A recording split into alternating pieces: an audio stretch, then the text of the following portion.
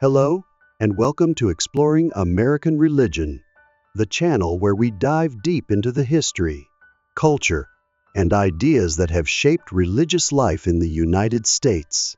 I'm thrilled you're here today because we're going to discuss a book that covers an incredibly important and fascinating piece of American religious history, Religion and the Founding of the American Republic.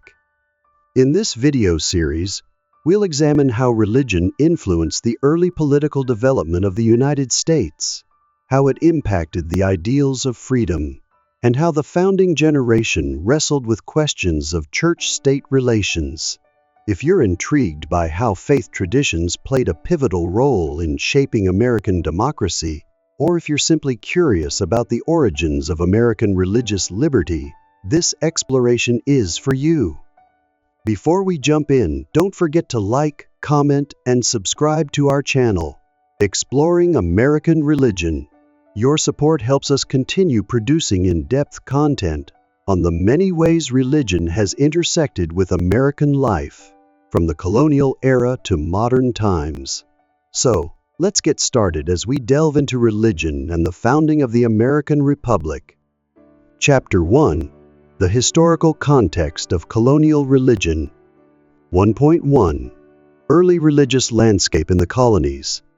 To understand religion and the founding of the American Republic, we first need to look at the broader context of colonial America. Religion in the British colonies was not monolithic, it was a tapestry of diverse Christian denominations: Puritans, Quakers, Baptists, Catholics, and others. On top of that, there were the indigenous spiritual traditions that had existed long before European contact, along with the African religious practices that enslaved people brought with them. Within this environment, religion was deeply woven into social and political life.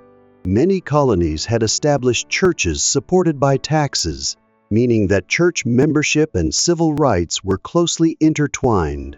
Over time, however, dissenting movements, most notably the Puritans, and later the Baptists and Quakers, pushed the boundaries of religious conformity, planting the seeds for a more pluralistic future.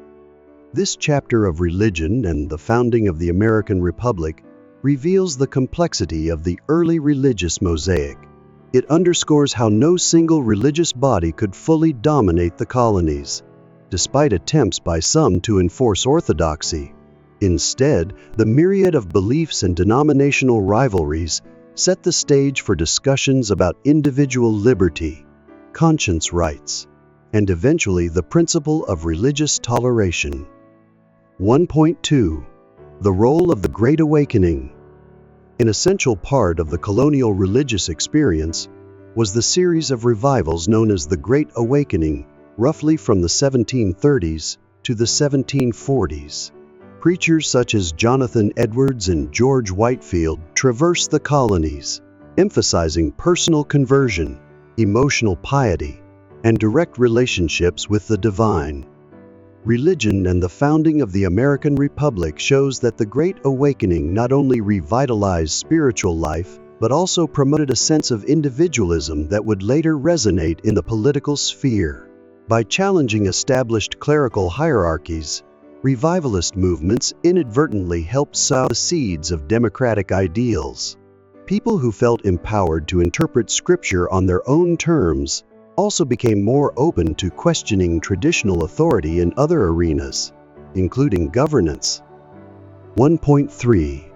Seeds of Religious Liberty. The colonial context was thus a fertile ground for debates over religious freedom and tolerance. Figures like Roger Williams in Rhode Island advocated for a separation of church and state, arguing that civil authority had no place dictating matters of conscience. Although such ideas were radical for their time, they would eventually inspire the revolutionary generation to enshrine religious liberty as a core principle. The book highlights how these early attempts at religious freedom, though incomplete and fraught with contradictions, paved the way for more robust expressions of church-state separation during and after the American Revolution. By the mid-18th century, The stage was set for the Founding Fathers to grapple with how to structure a new nation that balanced religious conviction with civic unity. Chapter 2: Religion and Revolutionary Ideals. 2.1 Religious Motivations for Independence. Religion and the founding of the American Republic devotes considerable attention to how religious rhetoric and ideals supported the colony's push for independence. Many colonial preachers framed the struggle against British rule as a righteous cause sanctioned by God, drawing from biblical analogies such as the Israelites escaping Egyptian bondage. Sermons often emphasize the divine gift of liberty, suggesting that to fight for independence was both a political and spiritual duty. Although Enlightenment principles like reason, natural rights, and social contracts are frequently cited as prime motivators for revolution, the book underscores the interweaving of religious passion into revolutionary fervor. American colonists saw themselves as upholding a covenant with God, which they believed justified their revolt against a monarchy that infringed upon their rights. This melding of spiritual conviction with Enlightenment rationalism helped forge a powerful sense of collective purpose. 2.2 The role of churches in mobilization. Churches and religious gatherings became key forums for debate and mobilization. Ministers not only preached about biblical themes of liberation, but also organized committees of correspondence and local militias, linking moral and civic action. Some congregations raised funds to support the war effort, and religious leaders publicly endorsed the cause of liberty. However, religion and the founding of the American Republic does not ignore the complexity of these alliances. Loyalists who supported the British Crown also used religious arguments, citing the biblical injunction to obey the governing authorities. Thus, the Revolutionary War period was marked by religious rhetoric on both sides, highlighting how faith could be interpreted to support conflicting political stances. 2.3 Civil religion and the emergence of a national identity. The concept of civil religion took shape during this time, an idea that the new nation had a collective religious identity grounded in shared virtues and divine favor. Even if specific denominational affiliations differed, public days of fasting and thanksgiving were declared by the Continental Congress, and religious imagery found its way into patriotic songs and speeches. Religion and the founding of the American Republic illustrates how this civil religion unified diverse colonists around a sense of providential destiny. While denominational loyalties still mattered, a broader quasi-religious devotion to the revolutionary cause provided a unifying framework. These developments laid the groundwork for later notions of American exceptionalism, the belief that the United States has a special mission in the world, ordained by God. Chapter 3: Religion in the Constitutional Era. 3.1 Debates at the Constitutional Convention. After the Revolutionary War, the newly independent states faced the daunting task of creating a stable federal government. Delegates to the Constitutional Convention in 1787 brought varied perspectives on how religion should factor into this new framework. Religion and the Founding of the American Republic examines the intense discussions around whether God should be explicitly mentioned, whether a national church should be established, or whether religion should be left entirely out of the Constitution. Ultimately, the Constitution is nearly silent on God. Article the 6th prohibits religious tests for public office, a groundbreaking assertion of religious liberty. This omission and the introduction of the First Amendment a few years later revealed a strong commitment to preventing government entanglement with religious affairs. Yet it also left room for debates that would persist for centuries. How far should church-state separation extend, and what does religious freedom truly entail? 3.2 The First Amendment and its interpretation. Perhaps no aspect of American religious history is more pivotal than the First Amendment, ratified in 1791. The amendment's religion clauses Congress shall make no law respecting an establishment of religion or prohibiting the free exercise thereof, form the foundation of America's approach to religious liberty. Religion and the founding of the American Republic delves into the context behind these clauses, noting that many founders wanted to avoid the strife and religious conflicts they had seen in Europe. Early interpretations centered on preventing the federal government from establishing a national church, but states still maintained religious establishments well into the 19th century. Over time, legal battles and shifting public sentiment expanded the scope of these clauses, leading to robust debates on prayer in schools, government funding for religious institutions, and more.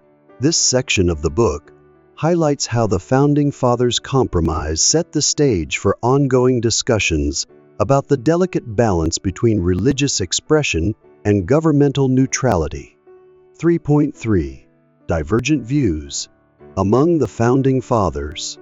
It's important to note that the founding generation was far from unanimous in their religious convictions. Figures like Thomas Jefferson and James Madison championed the wall of separation between church and state, while others, like Patrick Henry, believed government could actively support religion without infringing on personal liberty. Religion and the Founding of the American Republic profiles these diverse viewpoints, illustrating how the Constitution emerged from a tug-of-war between competing visions of religious freedom.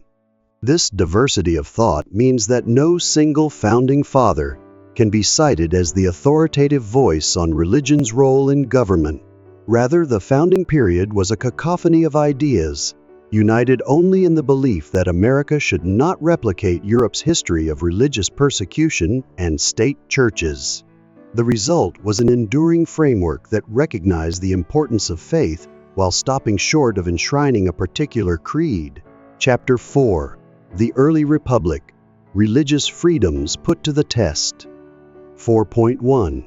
National Unity and the Question of Established Churches. With the Constitution ratified and the new federal government taking shape in 1789, the young nation faced a complex religious landscape. Although Article VI and the First Amendment prohibited a national church, state-level religious establishments still persisted in places like Massachusetts and Connecticut. This created a tension between the burgeoning ideals of federal-level religious liberty and the lingering traditions of localized church support. In Religion and the Founding of the American Republic, the author examines how this tension unfolded in the early republic. On the one hand, many political leaders and clergy members realized that a strong federal union required a broad, inclusive notion of religious freedom. On the other hand, local power structures, often dominated by Congregationalists or Anglicans, wanted to maintain the old system of tax-supported religion. Some argued that moral order and social cohesion were best preserved by governmental support of Christianity, while others believed that true religious commitment thrived only when free from state interference. The debates often reflected regional nuances. In the more religiously diverse Middle Atlantic states, disestablishmentarian views had wider support. In contrast, parts of New England clung to the Puritan legacy, feeling that an established church underscored community values. Over time, however, the pressures of a growing pluralism made state-sponsored religion increasingly untenable. 4.2. Disestablishment in the states. The process of disestablishment, ending official governmental support for a particular church, proceeded gradually. Massachusetts, for example, did not fully sever its state church ties until 1833. Religion and the Founding of the American Republic details the legal and social battles surrounding these reforms. Lawsuits contesting compulsory church taxes, legislative sessions dedicated to revised religious statutes, and the public debate in newspapers and pamphlets. In many states, this disestablishment movement was fueled by the realization that the new nation's strength lay in accommodating a broad array of Christian denominations and even non-Christian faiths.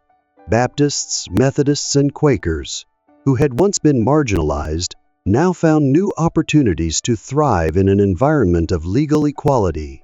This opening of the religious marketplace not only democratized faith, but also nurtured a spirit of innovation in American religion. One crucial theme highlighted is how economic and social change also played a part in disestablishment. The rise of commerce, industry, and urban centers created new social dynamics, less tied to traditional parochial structures. As citizens moved around the expanding nation, they encountered different religious traditions, making it harder to maintain a single privileged church in any given region. 4.3. Expansion and frontier religion. During the early Republic, the nation expanded westward, welcoming new states into the Union. These territories brought their own religious compositions, often shaped by frontier revivalism and missionary work. Religion and the founding of the American Republic underscores how frontier conditions marked by sparse institutional control and a strong sense of individual autonomy further weakened the appeal of established churches. On the frontier, itinerant preachers of various denominations set up camp meetings and revivals, promoting evangelical faith that emphasized personal conversion rather than institutional loyalty. This frontier evangelicalism played a significant role in championing religious freedom because it thrived on the principle that every person had the right to choose their own path to salvation. The competing efforts of Baptists, Methodists, and other groups ensured that no single denomination became hegemonic in the new territories. As a result, the early republic saw both geographic and ideological expansion of America's ever-evolving religious mosaic. Chapter 5. Thomas Jefferson's Vision of Religious Freedom. 5.1. Jefferson's Religious Beliefs and Influences. Thomas Jefferson stands out as one of the most influential founding fathers regarding church-state relations. Religion and the Founding of the American Republic devotes ample space to Jefferson's personal faith and his philosophical leanings. Although raised in the Anglican tradition, Jefferson was deeply influenced by Enlightenment rationalism, reading works by John Locke, Voltaire, and others, who questioned ecclesiastical authority. Jefferson is often characterized as a deist, though this label is somewhat oversimplified. He admired Jesus of Nazareth as a moral teacher, but doubted miracles and the supernatural claims of traditional Christianity. Jefferson even produced his own version of the Bible, often referred to as the Jefferson Bible, omitting references to miracles and focusing on ethical teachings. This personal approach to religion underscored his belief that faith should be a private matter of conscience, free from institutional dictates. 5.2. The Virginia Statute for Religious Freedom. Jefferson's most notable contribution to religious liberty was the Virginia Statute for Religious Freedom, drafted in 1777, though not adopted until 1786.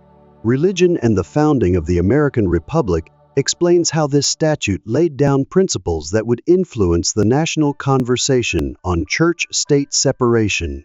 The statute declared that no individual should be compelled to support any religious worship or ministry, and that one's religious opinions neither enhanced nor diminished one's civil capacities. At the heart of the Virginia statute was the conviction that government involvement in religious affairs corrupted both true faith and political authority. Jefferson believed that the best safeguard for religious liberty was to keep the state from endorsing or suppressing any religious viewpoint. This idea directly fed into the later development of the First Amendment religion clauses and became a model for other states disestablishing official churches. 5.3. The Wall of Separation Letter to the Danbury Baptists. In 1802, Jefferson wrote his famous Wall of Separation Letter to the Danbury Baptist Association in Connecticut. Responding to the Baptists' concerns about religious discrimination, Jefferson used the metaphor of a wall of separation between church and state to describe the intended effect of the First Amendment. This letter, highlighted in Religion and the Founding of the American Republic, has been cited by courts and scholars for centuries to argue for strict church-state separation. Critics argue that Jefferson's phrase is not found in the Constitution itself, and that his personal interpretation may not represent the views of all founders. Nonetheless, the letter remains a powerful statement on religious liberty's philosophical underpinnings. It exemplifies how Jefferson's Enlightenment-era skepticism of ecclesiastical power dovetailed with the broader American experiment in democracy, ensuring that no single religious group would dominate civil government. Chapter 6. James Madison and the Architecture of Religious Freedom. 6.1. Madison's Background and Perspectives. If Jefferson championed the philosophical side of religious freedom, James Madison was the architect who meticulously crafted its legal and institutional framework. Religion and the Founding of the American Republic describes Madison as a thinker shaped by both Christian upbringing and Enlightenment influences. Much like Jefferson, Madison, however, took a more systematic approach in ensuring that religious liberty was enshrined not just in principle, but in the nation's laws. While serving in the Virginia legislature, Madison collaborated closely with Jefferson to pass the Virginia Statute for Religious Freedom. Later, as a leading figure at the Constitutional Convention, he strongly opposed any national religious tests or establishments. His notes from the convention and the Federalist Papers reveal a deep conviction that true freedom of conscience required government neutrality in religious matters. 6.2. The Bill of Rights and the First Amendment. Madison was the primary drafter of the Bill of Rights. The Constitution, in its initial form, lacked explicit protections for individual liberties, so Madison authored a series of amendments to address these concerns. Chief among them was the First Amendment, which guaranteed that Congress shall make no law respecting an establishment of religion, or prohibiting the free exercise thereof.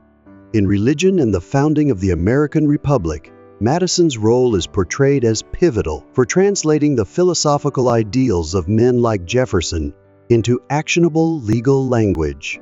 He understood that even well-meaning governments could overreach, thus entangling themselves in religious affairs and stifling genuine faith. The First Amendment was crafted to reflect the hard-earned lessons of colonial history, a bold statement that the new federal government would not replicate old-world patterns of state religion. 6.3. Madison's later writings and legacy. After the ratification of the Bill of Rights, Madison remained active in public life, serving as Secretary of State and later President. Throughout his career, he continued to defend religious liberty, sometimes critiquing policies that he felt infringed upon the separation of church and state. For instance, in his detached memoranda, Madison wrote at length about how even seemingly benign acts like government-sponsored chaplains might blur the lines between religion and politics. Religion and the Founding of the American Republic concludes that Madison's intellectual rigor and practical political skill were indispensable to America's model of religious freedom. While modern interpretations of the First Amendment can vary widely, Madison's blueprint endures as a cornerstone of the American experiment. In many ways, the debates that rage today over prayer in schools, religious exemptions, and public religious displays can trace their lineage back to Madison's foundational work. Chapter 7. The Second Great Awakening and its impact on church-state relations. 7.1. Overview of the Second Great Awakening. Following the Revolutionary Era and the establishment of the new republic, the United States witnessed a surge of religious revivalism, known as the Second Great Awakening, roughly 1791–1840. This movement profoundly reshaped the country's religious landscape. Preachers like Charles Grandison Finney, inspired widespread conversions at camp meetings, emphasizing personal salvation, emotional piety, and individual moral responsibility. Denominations such as the Methodists and Baptists saw rapid growth as they reached populations on the expanding frontier. Religion and the Founding of the American Republic notes that while the First Great Awakening had laid seeds of religious individualism, the Second Great Awakening further democratized Christianity by downplaying hierarchical authority. Ordinary people felt empowered to interpret Scripture and seek divine grace independently, which inadvertently reinforced the principle that no single church should dominate public life. This ethos paralleled and fueled the broader American commitment to voluntary association, from political parties to reformed societies. 7.2. Voluntarism and Disestablishment. The Second Great Awakening dovetailed with the ongoing disestablishment process in various states, reinforcing the idea that religion was best supported by free will, rather than government decree. Churches came to rely more heavily on voluntary contributions and enthusiastic revivals to fund missions, build meeting houses, and recruit new members. This model of voluntarism became a hallmark of American religious life. Churches had to appeal to individual conscience, not compulsory taxation, to sustain themselves. Meanwhile, religion and the founding of the American Republic emphasizes that this new fervor contributed to the broader acceptance of religious pluralism. As camp meeting revivals spread across the frontier, Methodists, Baptists, Presbyterians, and others competed for converts. In doing so, they often learned to coexist without demanding preferential state treatment. This religious marketplace approach bolstered the constitutional principle that faith should flourish through persuasion rather than compulsion. 7.3. Social reform and the rise of moral activism. Perhaps most notably, the Second Great Awakening inspired an array of social reform movements. Evangelical zeal led believers to fight against perceived moral evils, most prominently slavery, alcohol abuse, and inequities in education. Organizations like the American Temperance Society and the American Anti-Slavery Society had strong religious underpinnings, reflecting a widespread belief that faith could transform society. Religion and the Founding of the American Republic points out that while these reform efforts did not directly alter the Constitution's church-state provisions, they showcased how religious conviction could shape public policy within the bounds of voluntary association. Rather than seeking government enforcement of moral laws through an established church, reformers turned to persuasion, activism, and moral suasion. This approach set a precedent for religious groups engaging in social causes without necessarily merging church and state. Chapter 8. Religious Diversity in 19th Century Immigration. 8.1. Influx of Catholic and Jewish immigrants. By the mid-19th century, the United States experienced a massive wave of immigration, primarily from Europe. Many newcomers were Irish and German Catholics, while others were Jewish immigrants from Central and Eastern Europe. Religion and the Founding of the American Republic stresses that this influx dramatically altered America's religious composition, challenging the Protestant hegemony that had prevailed in earlier decades. Catholics, in particular, faced significant prejudice. Nativist groups like the Know Nothings campaigned against Catholic political influence, fearing that Catholic allegiance to the Pope clashed with American democratic ideals. Nonetheless, Catholic parishes established schools, hospitals, and charities, offering vital resources to their communities. In similar fashion, Jewish immigrants formed congregations and benevolent societies, shaping a pluralistic ethos in expanding urban centers such as New York. 8.2. Tensions and the question of religious liberty. As Catholic and Jewish communities grew, questions arose about whether public funds could support parochial schools, and whether certain Protestant practices like Bible reading in public schools violated the rights of minority faiths. Religion and the Founding of the American Republic details the emerging legal controversies. Some state constitutions banned public funding of religious education, igniting debates that foreshadowed future Supreme Court cases over vouchers and aid to faith-based schools. Meanwhile, xenophobic sentiments fueled riots and church burnings, especially in cities like Philadelphia. These flashpoints underscored the ongoing struggle between the constitutional ideal of religious liberty and the popular prejudices that shaped local politics. The arrival of non-Protestant immigrants tested the resilience of the First Amendment's promise that the government would neither establish nor prohibit the free exercise of any religion. 8.3. The Mormons and the Limits of Tolerance. One of the most striking episodes in 19th century religious history involves the Church of Jesus Christ of Latter-day Saints Mormons. Founded by Joseph Smith in the 1830s, Mormonism introduced new scriptures, the Book of Mormon, a unique church structure, and controversial practices like polygamy.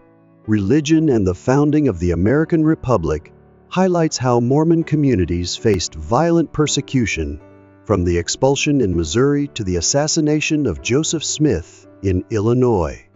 Eventually, the Mormons migrated westward, establishing a theocratic society in Utah Territory.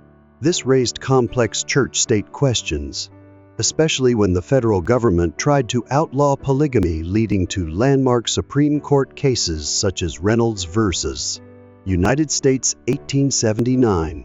The case tested the extent of free exercise when religious practices clashed with prevailing social norms.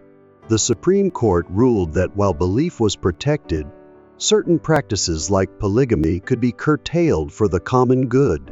This precedent underscored the government's power to limit religious conduct deemed harmful, reflecting the enduring tension between individual faith and collective legal standards. Chapter 9. The Civil War Era and Religious Divisions. 9.1. The Role of Religion in the Slavery Debate. By the 1850s, slavery stood as the most polarizing issue in America. Churches throughout the country found themselves divided along north-south lines, as both pro-slavery and abolitionist factions cited the Bible to justify their positions. Religion and the Founding of the American Republic notes how passages from Scripture were wielded like weapons in the pulpit, fueling a moral crisis that eventually erupted into the Civil War 1861-1865. Abolitionist preachers in the North framed slavery as a sin, evoking biblical themes of liberation and divine justice. Conversely, Southern theologians argued that the Bible contained examples of servitude and thus sanctioned the practice. This theological rift devastated denominational unity. Presbyterians, Methodists, and Baptists all split into northern and southern branches over the slavery issue. 9.2. The Civil War and Chaplains in the Field. During the Civil War, chaplains played a critical role in sustaining soldiers' morale. Religion and the Founding of the American Republic details how both Union and Confederate armies employed chaplains to lead prayers, deliver sermons, and offer spiritual support. Interestingly, the war saw revivals break out in camps on both sides, with many soldiers interpreting battlefield victories or defeats in providential terms. However, the conflict also tested the limits of religious unity under a single national government. If religion had once served to unite Americans around civil religion, the Civil War shattered that illusion. Each side believed God favored their cause, illustrating how faith could intensify political and moral divisions rather than heal them. 9.3. Post-war Reconstruction and the Church's Role. After the Union's victory, Reconstruction 1865-1877 aimed to rebuild the South and integrate freed slaves into American civic life. Black churches, particularly Baptist and African Methodist Episcopal congregations, became critical social and political institutions for newly liberated African Americans. They functioned as centers for education, voter registration, and community support. Religion and the founding of the American Republic underscores how these churches capitalized on the principle of free exercise, carving out autonomous spaces for Black communities against the backdrop of segregation. Despite these gains, Southern white churches often supported the emergent Jim Crow laws that enforced segregation, reflecting a continued intertwining of religious doctrine and racial ideology. These developments showed that while the Constitution promised equal protection, cultural and political resistance could undermine those ideals. Thus, even in the aftermath of a war framed by moral imperatives, the path toward genuine religious equality remained fraught with contradictions. Chapter 10: Legal Landscapes and Church-State Relations in the Late 19th Century. 10.1. The 14th Amendment and its Implications. Enacted in 1868, the 14th Amendment introduced the concept of due process and equal protection, stipulating that states could not infringe upon citizens' constitutional rights. Religion and the Founding of the American Republic explains that, initially, the Supreme Court was slow to apply the 14th Amendment to the Bill of Rights. However, over time, this amendment became a vehicle for incorporating First Amendment freedoms at the state level, eventually affecting church-state cases like Cantwell v. Connecticut 1940 and Everson v. Board of Education 1947 in the 20th century. Though these famous decisions lay outside the 19th century scope, they rest on a foundation built during Reconstruction when the federal government sought to ensure states did not trample on newly recognized rights. The evolving legal principle that no state could establish religion or hinder free exercise began to take shape in this era, even if major court rulings would come decades later. 10.2. Schools, charities, and public funds. By the late 19th century, increasing concerns arose over the use of public funds to support religious institutions. Catholic schools, Jewish charities, and Protestant mission boards all sought aid for education or welfare work, prompting debates about where to draw the line. Religion and the Founding of the American Republic points out that while many states remained hesitant to provide direct support to religious entities, some local governments found ways to collaborate, especially for humanitarian programs. This period also saw controversies over Bible reading in public schools, with some states mandating Protestant biblical readings that alienated Catholic and Jewish students. These disputes foreshadowed future Supreme Court cases on prayer and scripture in public education. Although the 19th century did not witness many definitive federal rulings on these matters, legal and social precedents were laid that future generations would either uphold or challenge. 10.3. Growth of religious pluralism and challenges to consensus. By 1900, America's religious pluralism had expanded dramatically. Protestant denominations continued to multiply: Presbyterian, Baptist, Methodist, Lutheran, etc. Catholic parishes flourished among immigrant populations. Jewish congregations anchored urban enclaves, and smaller groups like Seventh-day Adventists and Christian Scientists also found footholds.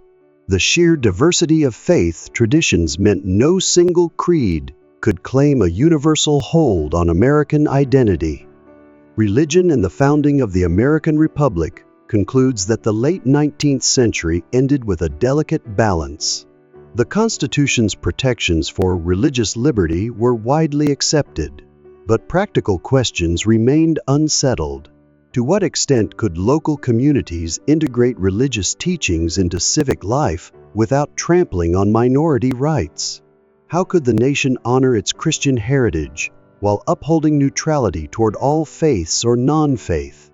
These dilemmas would escalate in the 20th century, paving the way for landmark court battles over the First Amendment's religion clauses. Chapters 15-17, Landmark Cases, Late 20th Century Evolutions, and the 21st Century Landscape. Chapter 15, the 1960s, Redefining the First Amendment's Religion Clauses. 15.1, Engel vs. Zeithalle, 1962, and Abington School District vs. Skemp, 1963. In the early 1960s, the Supreme Court took a decisive turn in interpreting the Establishment Clause. In Engel vs. Zeithalle, 1962, the court struck down a state-authored, voluntary prayer in New York public schools, holding that government-sponsored prayer violated the First Amendment even if students were not forced to participate. 1 year later, in Abington School District vs. Skemp, 1963, the court invalidated mandatory Bible readings in Pennsylvania schools. Both decisions underscored that public schools, as government institutions, must remain neutral toward religion. These rulings ignited intense controversy. Advocates for school prayer claimed the court was stripping public life of its religious heritage, while supporters of strict separation argued that no child should feel coerced or excluded in an official school setting. Religion and the Founding of the American Republic emphasizes that Engel and Skemp collectively crystallized a new legal standard: government cannot compose prayers or require religious exercises that would shape future church-state battles. 15.2, Establishment versus Free Exercise. During this era, the court sought to balance the Establishment Clause, prohibiting government endorsement of religion, with the Free Exercise Clause, protecting individual religious practice. Cases like Sherbert versus Verner, 1963, expanded free exercise protections, ruling that states could not deny unemployment benefits to a Seventh-day Adventist who refused to work on her Sabbath. This demonstrated the court's willingness to safeguard individual conscience, just as it was restraining government-led religious activities in public institutions. 15.3, Cultural Backlash and the Rise of Conservative Evangelicalism. These decisions spurred a cultural and political backlash. Many conservative Protestants, particularly in the South, rallied around new leaders who argued that removing prayer from schools contributed to moral decline. This sentiment later fueled the rise of the Christian right in the 1970s and 1980s.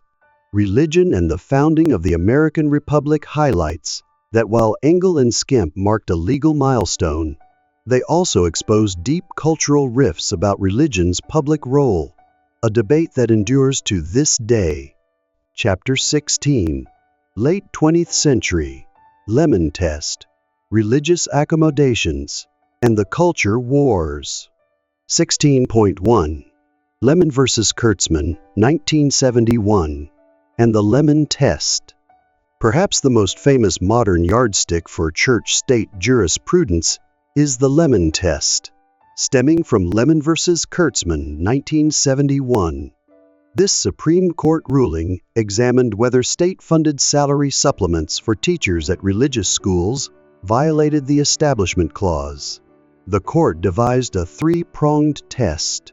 The statute must have a secular legislative purpose. Its principal or primary effect must neither advance nor inhibit religion. It must not foster excessive entanglement between government and religion. Religion and the Founding of the American Republic notes that while the Lemon Test has guided many cases, it also attracted criticism for being too rigid, and subsequent rulings have sometimes modified or sidestepped it. Nonetheless, the test remains a cornerstone for evaluating government aid to religious institutions, public religious displays, and other First Amendment controversies. 16.2, Religious Accommodation and Free Exercise Battles. Meanwhile, free exercise cases continued to shape legal doctrine. In Wisconsin versus Yoder 1972, the court exempted Amish families from compulsory high school attendance laws, citing their right to religiously grounded lifestyle choices. However, in Employment Division versus Smith 1990, the court narrowed free exercise protections, ruling that neutral laws of general applicability, like bans on certain drugs, did not require religious exemptions. These cases reflect the evolving tension between individual conscience and societal regulations, a debate central to American democracy. Religion and the Founding of the American Republic underscores that while the nation values religious freedom, courts have acknowledged the need for limiting certain practices for health, safety, or civic unity reasons. 16.3.